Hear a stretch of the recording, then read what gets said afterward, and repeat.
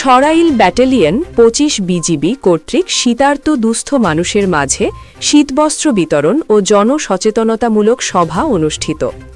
চাওড়া কবি সানাউল হক কলেজ মাঠ থেকে আমাদের আকাউড়া প্রতিনিধি মোহাম্মদ রাকিবুল ইসলামের প্রতিবেদনে দেখুন সরাসরি বিস্তারিত।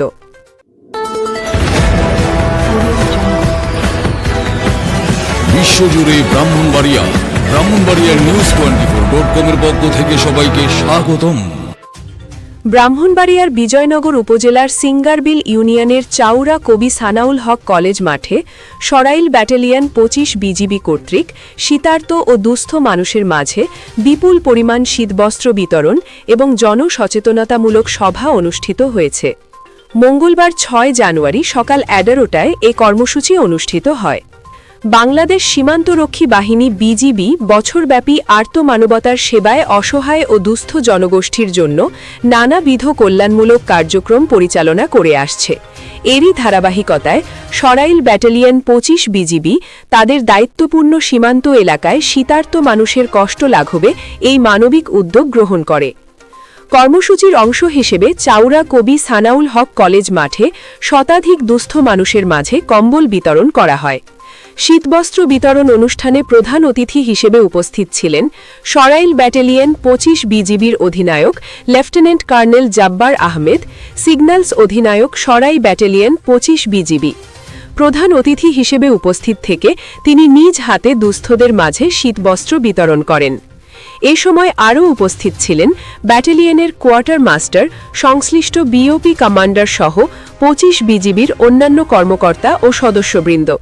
পাশাপাশি চাওড়া কবি সানাউল হক কলেজের অধ্যাপকবৃন্দ ও এলাকার গণ্যমান্য ব্যক্তিরাও অনুষ্ঠানে উপস্থিত ছিলেন।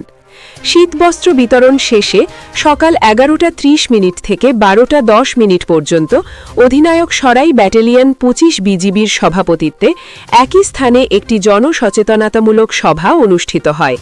সভায় স্থানীয় জনপ্রতিনিধি, গণ্যমান্য ব্যক্তিবর্গ, প্রিন্ট ও ইলেকট্রনিক মিডিয়ার সাংবাদিক এবং বিপুল সংখ্যক স্থানীয় জনগণ অংশগ্রহণ করেন।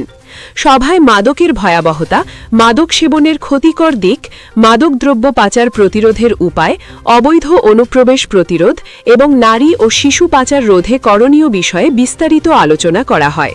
বিজিবির পক্ষ থেকে সীমান্তবর্তী জনগণকে এসব অপরাধ প্রতিরোধে সচেতন ও সহযোগিতামূলক ভূমিকা পালনের আহ্বান জানানো হয়।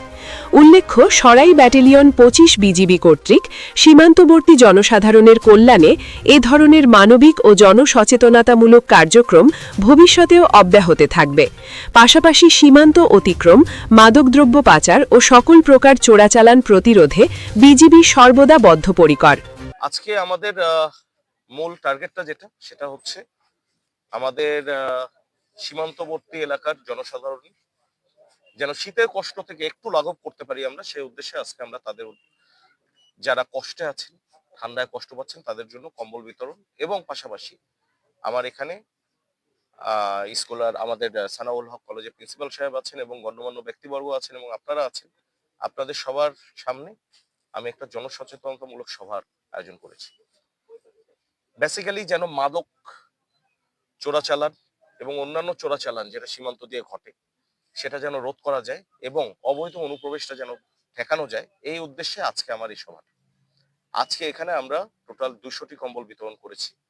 পাশাপাশি সামনে আমাদের এই কার্যক্রম আরো চলমান থাকবে এবং আমরা আরো সীমান্তবর্তী এলাকায় যারা কষ্টে আছে, এটা তো আমার একটা ছোট্ট অংশের, আমার ৩টা বিওপির আন্ডারের অংশে আজকে আমরা কম্বল বিতরণ করলাম। পাশাপাশি আমরা অন্যান্য এলাকায় আমরা এই কম্বল বিতরণটা করব যেন শীত থেকে মানুষ একটু হলেও শান্তি পায়। Thank you very much.